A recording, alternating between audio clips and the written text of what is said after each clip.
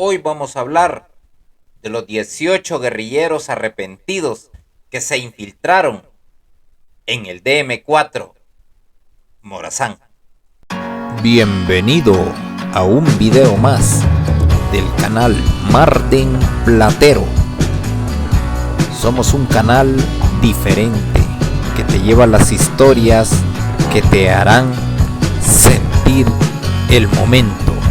Durante el año 1987 y 1988, en la muralla del destacamento militar número 4, o el DM4 como se le conoce, estaba en ese mural, estaban los decomisos, ¿verdad? Los más sobresalientes y los decomisos que allí se ponían como para que la tropa se diera cuenta. Específicamente estaba ahí los decomisos que había hecho el Viet Morazán, ¿verdad? Por la unidad comandada por mi sargento Chuck Norris, ¿verdad? Tremendo sargento, mi sargento, si me está copiando, si me está mirando, mi respeto para usted. Un hombre entregado a la patria, un hombre que dio su vida por el amor a la patria y que buscó siempre hasta debajo de las piedras al enemigo. Un hombre incansable que nunca le tuvo temor a la muerte, un sargento ejemplo para muchos, porque no solamente eran sus hazañas, algunos soldados hasta decían que estaba loco, porque loco por encontrar a los muchachos, a los de Delta Diagonal Tango. Mi sargento Norris, saludos con la mano en la visera. Se lo merece, tigre. Usted deberían de haberle hecho un mural allí en Morazán, porque el indicativo es plantoso, ¿verdad? Chuck Norris, y las hazañas que hizo tienen mucho que ver. Hoy vamos a hablar de una de sus hazañas, de mi sargento Chuck Norris. No podemos hablar de derrotas, porque usted, mi sargento, que me está mirando, no las tuvo. Y gracias a Dios, porque el colectivo, la tropa, la patrulla que siempre comandó, la sección, siempre la llevó con honor, con coraje, con determinación y con deseo de encontrar siempre la victoria en el combate. En Morazán había 18 guerrilleros arrepentidos, 18 guerrilleros que se habían entregado al destacamento militar número 4. Y cada vez que mi sargento pasaba por ahí, por el mural, viendo los decomisos, lo que se hacía mención y todo lo demás, mi teniente Bonilla, que era el jefe de la sección 2, llegaba por ahí, se le quedaba viendo y le decía: mira, Chuck Norris, vení para acá, ordene, mi teniente. ¿Te gustaría comandar a los 18 guerrilleros arrepentidos? Es una patrulla cachimbona que vas a ir a pegar golpes de mano y te vas a ir y vas a subir más. Entonces, mi sargento Norris, con la prudencia que podríamos decir divina, porque es una prudencia, una sabiduría que solo Dios la da, le decía: déjeme pensarlo, permítame pensarlo. Y mi teniente le decía: ok, no te tardes. Pero en ese momento mi Sierra Norris se iba meditando, ¿verdad? ¿Cómo sería trabajar con 18 guerrilleros y solo él, un hombre que juramentó la bandera nacional? ¿Cómo sería eso? Y él lo maquinaba en su mente, pero su mente no le daba el aval. En ese tiempo habían 18 guerrilleros que se habían presentado al cuartel, habían recibido aquel famoso beneficio de que me das el fusil y te doy cierta cantidad de dinero, pero ellos se habían quedado, como los gatos, por ejemplo, los gatos que existieron en el DM2. Algunos camaradas se han de recordar de los gatos. Entonces, en Morazán habían 18 guerrilleros que eran comandados por mi teniente Bonilla, jefe de la sección 2 de allá del DM4, y él siempre estaba constantemente proponiéndole a Chuck Norris que liderara esa patrulla, ¿verdad? Entonces, mi Sierra Norris no aceptaba, pero y todas las mañanas que formábamos para rancho, ahí por el mural, siempre mi teniente Bonilla se acercaba a mi Sierra Norris y le decía, Norris, ya lo pensaste, fíjate que vas a tener muchos privilegios. Es una unidad más cachimbona que el GOES, es una unidad que conoce el terreno, que sabe dónde están las armas, que es una unidad élite, guerrerista. Todos estos guerrilleros se habían presentado en el DM4 y los tenían ahí y formaban ahí. Es más, salían por todas las mañanas, siempre aparecían y los traían en columna a formar por el lado del círculo estudiantil. Los que conocen Morazán pues saben de lo que estoy hablando. Entonces, en una formación en específico que yo recuerdo, se acerca mi teniente Bonilla y le dice, ajá Norris, ya lo pensaste, ya, ya tomaste una decisión, déjame decirte que vas a tener muchos privilegios. Vamos a ver cuáles son los privilegios, le dijo mi sargento Norris. Mira, vas a poder operar en la zona de civil. ¡Ja! ¡Qué privilegio! Vas a usar diferentes tipos de armas, ¿verdad? Vas a tener licencias especiales. Vas a estar rodeado de 18 combatientes de la guerrilla que están al servicio y al favor del DM4. Yo recuerdo que ese día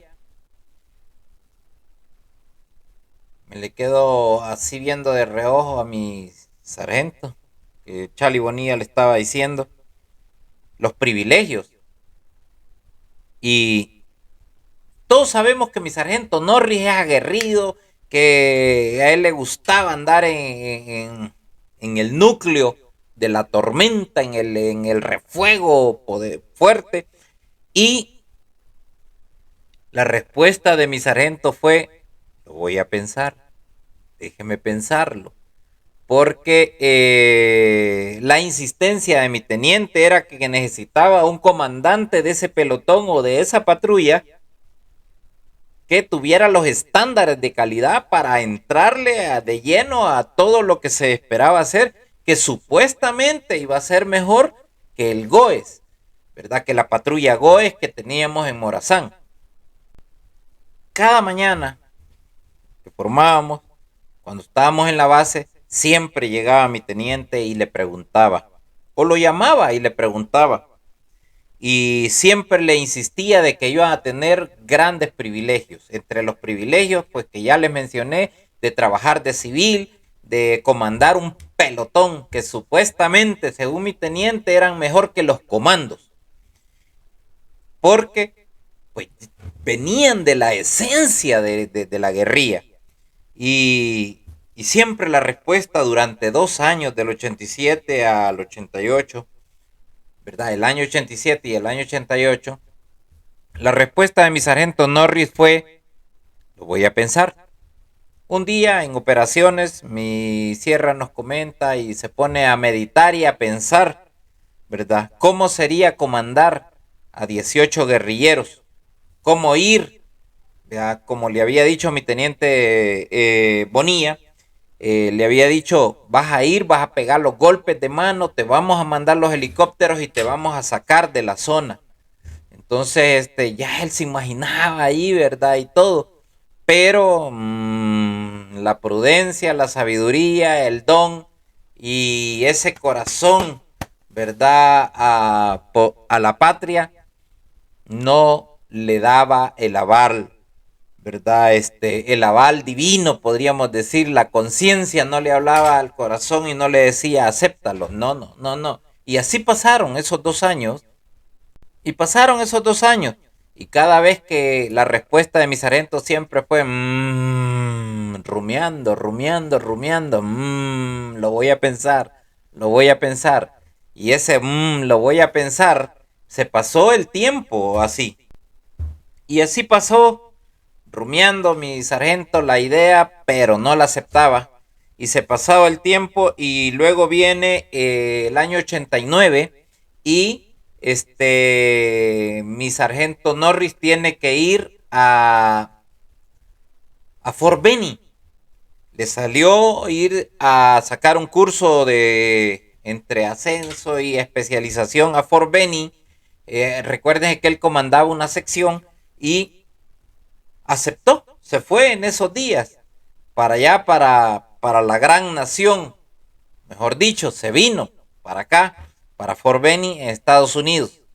En ese proceso que mi sargento Norris se va para Fort Benning, se va 7 meses en el mes de abril. En ese proceso se encuentra allá en Fort Benning con mi sargento Ramos del batallón Lenca, ¿verdad? Muchos se han de recordar de mi sargento Ramos, ¿verdad? El sargento de batallón del batallón Lenca. Y le pregunta, ¿verdad? ¿Qué tal, mi sargento? ¿Cómo está, Norris? ¿Cómo está el show y todo? Entonces empiezan a conversar y en lo sabroso de esa conversación que uno está preguntando esto y lo otro, y fulano y y la compañía que aquí, viene y le comenta mi sargento Ramos. En eso que se dan la mano, se cruzan unas palabritas, se echan un café, se sientan a hablar. ¿Y cómo está El Salvador, mi sargento Norris? Lo mismo, le decía mi sargento Ramos. Pero en una de esas le dice, fíjate que te acordás de mi teniente Bonilla de la sección 2. Sí, sí. Fíjate que le dio al sargento Soriano la unidad de los 18 arrepentidos, de los 18 guerrilleros. ¿Te acordás de los 18 guerrilleros que estaban? Sí, sí, me acuerdo. El sargento Soriano había sido compañero de instrucción de mi sargento Norris. Habían estado en la misma instrucción básica para el ingreso a la Fuerza Armada y habían sido compañeros en el bachillerato. Por eso cuando le dijo el sargento Soriano, mi sargento Ramos le comentó que a mi sargento Soriano le habían dado esa unidad. En ese momento se le encendió el bombillo a mi sargento Norris y le dijo, ¿cómo le está yendo? ¿O cómo le va? ¿Y dónde fue esto? Le dice mi sargento Norris, en las estribaciones de Instancia, Cacaopera. Ahí le dieron una muerte cruel, cruel, ¿verdad? Por no decirle todo lo que le hicieron, fue una muerte muy cruel a mi sargento. Mi sargento Norris pues sintió en su corazón, pues eran compañeros del bachillerato, habían sido reclutas los dos en la instrucción de patio, tenían una amistad y sintió, solo que cuando ya se graduó, mi sargento Norris pasó al área de operaciones y él pasó a la sección 2. Eso le tocó el corazón y se puso a pensar, ¿verdad? De cómo se había librado y ahora estaba entrenándose aquí en Estados Unidos y enterándose de lo que le había pasado, esa muerte cruel que le dieron la guerrilla, ¿verdad? Si tú eres combatiente y estuviste en los 18 arrepentidos, escríbenos. Ya estamos en tiempo de paz, escríbenos, ¿verdad? Si eres también combatiente y miras las historias, sabes que tuviste compas que le pegaron ese porrazo. Miren, hubo ataques en el CENFA y los guerrilleros eran los que estaban construyendo, los que entraban a la construcción y nadie los revisaba. Hasta los soldados hasta les prestaban el fusil para que se tomaran fotos a los constructores supuestamente. Una maniobra muy estratégica y muy táctica. Jugaron con la inteligencia de la Fuerza Armada y de los mandos en ese entonces. Ahora, estos 18 guerrilleros se habían presentado y andaban operando y haciendo, pero no habían pegado golpes como los que pegó Cecilio Rivera, que él fue guerrillero y fue de los gatos en el DM2. Cecilio sí iba a traer tatú, a traer armas, a traer esto, a traer un montón de cosas. Cecilio fue un guerrillero que realmente sí se convirtió a la Fuerza Armada. Y puedo dar fe de que mi soldado Cecilio es tremendo, tremendo hombre, leal a la Fuerza Armada. Pero estos guerrilleros mataron a mi sargento Soriano y le dieron una muerte cruel en Cacaopera. Por un momento reinó el silencio entre los dos sargentos. Y mi sargento maquinando en la mente, vea, ese hubiera sido yo. Eso me hubiera pasado a mí. Y pensando, los pensamientos no lo dejaban tranquilo. Regresó a El Salvador después de capacitarse los 7 meses allá por finales de octubre del 89. Regresó a El Salvador y no indagó nada, pero mi sargento Ramos le dijo que una unidad del batallón Lenca fue a recuperar el cuerpo de mi sargento Soriano. Y realmente ya no supimos más nada. ¿Cómo fue eso? ¿Cómo sucedió? No se supo nada. Fue una muerte cruel, insólita, y los compas triunfaron. Porque así como mataron a mi coronel Monterrosa, así como se diseñó el ataque al CENFA, así como se planificó el ataque a la Cuarta Brigada, en esta ocasión le pegaron un buen pencazo a uno de los líderes de la Fuerza Armada del DM4. Si bien es cierto, no fue mi sargento Norris, pero también le afectó porque eran muy conocidos con mi sargento Soriano. Fíjense que qué porrazo. Todos los fusiles, uniformes, equipos, munición de reserva, 2 radios PRTC-77, M60, fusilería, todo se lo llevaron, todo. Si usted estuvo en el FMLN, en esas unidades, puede comentarnos, déjenos sus comentarios, porque yo me quedo sorprendido con estos ataques, con esta inteligencia que jugó con los mandos, no conmigo, porque yo siempre fui desconfiado, hasta de los palos de mango desconfiaba porque podían tener mina, pero jugó con los mandos y jugó más con este teniente Bonilla, porque pasaron 2 años y ellos ahí estaban, quizás estaban maquinando cómo iba a ser la infiltración a Gotera, pero le salió más fácil darle en la nuca al sargento y llevarse todos los equipos. Puede imaginarse, o sea, los errores que se cometieron en la guerra, los errores que los mandos cometieron en creer que alguien que andaba por convicción en la guerrilla se había arrepentido y ahora trabajaba para la... No voy a decir que no lo habían, en el Belloso los teníamos. Estaba también la niñita esta de Cabañas que también fue una guerrillera arrepentida. En el DM2 estaban los gatos. En la primera brigada incluso dieron un curso FES de Fuerzas Especiales Selectas. Entonces, así como Mena Sandoval traicionó la Fuerza Armada y se movió con sus unidades, así estos muchachos se fueron con todo el equipo. Sabemos que fue un buen golpe. Y fíjense que Lo que yo no entiendo, si en 2 años que habían estado esos guerrilleros allí en el DM4, en 2 años no habían,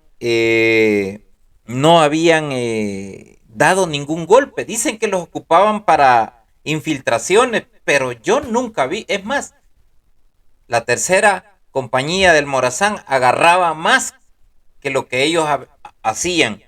Pero como había presión de Estados Unidos, ¿verdad? Del gobierno de Ronald Reagan, había presión sobre las unidades militares y específicamente el DM4, estaba esa presión y se mantenían allí como para utilizarlos para grandes golpes.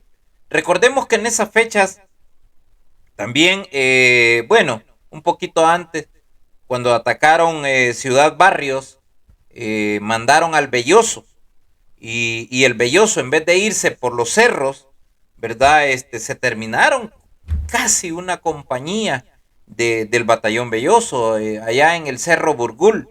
Creo que fue, no sé si de la primera compañía del batallón Belloso, pero los camaradas que son del Belloso, escríbanme los que sobrevivieron a ese ataque, ¿verdad? Una emboscada tremenda que murieron más de...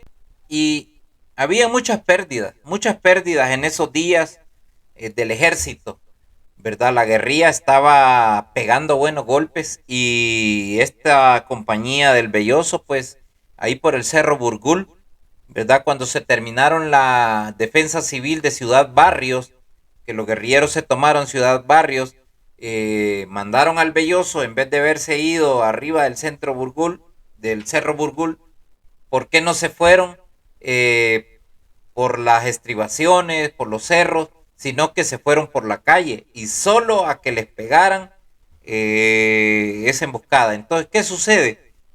Que había mucha presión para el Estado Mayor y había que tomar mucha, ¿cómo se dice? Apoyo de donde no había. Pero esta vez murió mi sargento Soriano con una muerte dura. Entonces, se perdieron vidas grandemente, se perdieron bastantes vidas, bastante armamento, bastantes pertrechos de guerra, cosas que la Fuerza Armada en su momento nunca las publicó en Coprema, ¿verdad? Si bien es cierto, hoy por hoy se mantiene ese código de silencio en la Fuerza Armada. Un militar activo no puede hablar, no puede dar ni conferencia ni nada, no puede. Entonces, o sí puede, pero no debe, por respeto a sus superiores. Entonces, se dieron muchas cosas, muchas situaciones que el enemigo entró en el seno de nosotros.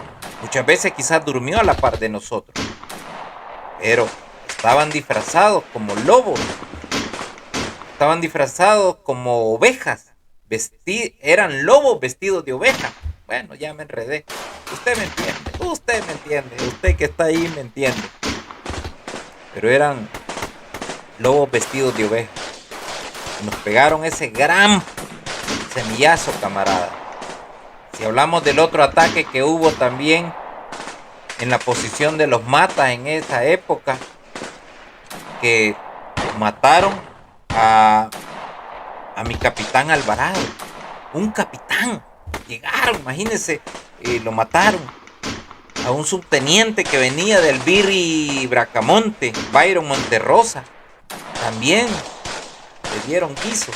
Entonces, en esos tiempos, si bien dicen que la Operación Fénix ya por los años 80, 84, pero la guerrilla, en ese entonces, la época del 86 al 89, pegó buenos semillazos, camarada, buenos semillazos. Hay que destacar que el batallón Belloso siempre fue bueno, buenísimo, aguerrido y todo, pero después de que se estrenó con los veteranos allá por el 81, 82, se terminaron bastante bajas, casi por completo, no total, porque no fue en su totalidad, a la compañía. Esto fue en San Simón, entre San Isidro y San Simón, ¿verdad? Entonces, el Belloso venía de entrenarse en Estados Unidos, en Fort Bragg, y tenía la calidad, pero las estrategias del enemigo nos pegaron buenos pencazos, buenos hinchazos, un montón de heridos, un montón de bajas, y de eso pues hay sobrevivientes de los fundadores que no me dejarán mentir, ¿verdad? Siempre hay uno que dice que no sé qué y que no reconoce, pero en realidad la Fuerza Armada fue bastantemente golpeada con una guerrilla que era estrategia. Yo hablaba el otro día con un guerrillero y decía, un guerrillero valía por 5 o por 3, porque les disparaba, se movía para otro lado, disparaba y hacía, y los soldados hacían la lluvia de balas, tirábamos balas a morir sin pensarlo, y el guerrillero era estratégico. Entonces, en ese sentido, creo que nos llevaba mucha ventaja, y el otro que se vestía como la población, andaba de civil, o sea, también nos llevaba una gran ventaja. Cuando yo comentaba todo esto con mi sargento Norris, que nos volvimos a encontrar y todo, eh, y ustedes saben que cuando uno se encuentra con un camarada empieza a hablar y habla horas, y, y llegábamos a una conclusión, que él me la dijo, por cierto: al enemigo nunca hay que darle la mínima oportunidad para que nos vaya a pegar un cinchazo. Nunca. O es como cuando hay un tornado, que abres una pequeña parte en la ventana y se fregó. Te jodió la casa. Así que no podemos darle chance al enemigo. Es mejor sudar sudor, me dijo mi sargento, que perder sangre en combate. Mi sargento Norris nunca se confió y nunca le dio chance en nada. Por eso no aceptó la propuesta de los 18 arrepentidos, que al final siguieron siendo guerrilleros que se infiltraron en el DM4. Y llegamos a una conclusión, que este oficial, teniente Bonilla, era, a la conclusión que llegamos, estaba en la S2, en la inteligencia. Mi sargento llegó a la conclusión de que era infiltrado, porque permitió que pasara eso. Si estos 18 guerrilleros no se hubieran infiltrado en el DM4, los 3 batallones que habían, trabajábamos de la mano.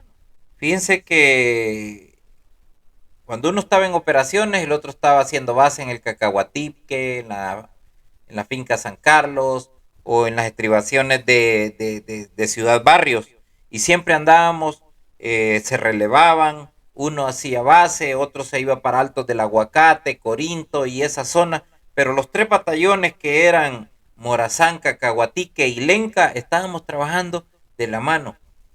Pero ese movimiento estratégico que quiso hacer el Estado Mayor del DM4 no salió nada bien, no salió nada bien con todo lo que se perdió.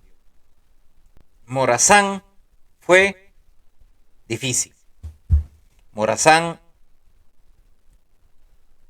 fue un Vietnam en El Salvador, porque Morazán no los buscaba, llegaban a buscarte para matarte, y cuando los buscábamos, chocábamos recio.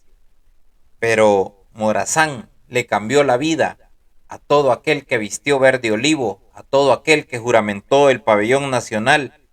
¿Cuántas veces nos tocó entonar el minuto de silencio o ir a dejar a un camarada lejos, como le sucedió a mi sargento García Zapata, que lo llevó a Hualococti y tuvo que salir corriendo para salvar su vida? Morazán fue, es y seguirá siendo uno de los territorios donde la guerrilla se le paró bonito a El Salvador. Al Salvador